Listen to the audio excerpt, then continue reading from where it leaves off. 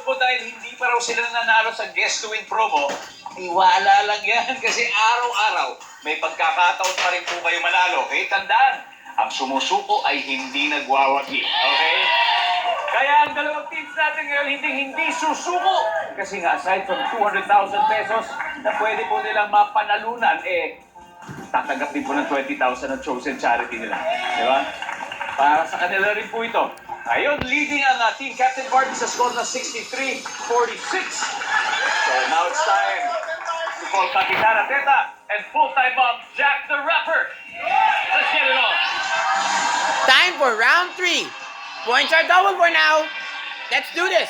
Double points round. Ibig sabihin times 2 ang value ng bawat tamang sagot. And the top 6 answers are what we're looking for.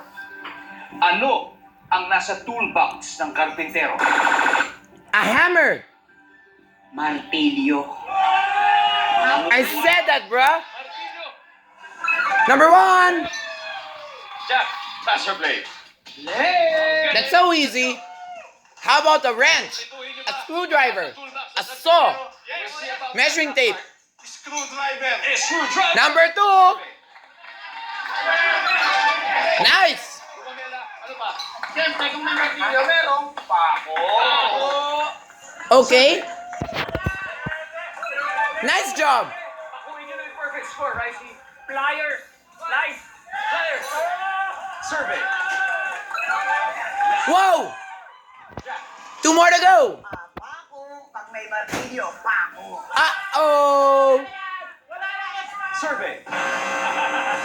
Sayang. Eto, wait, answer lang.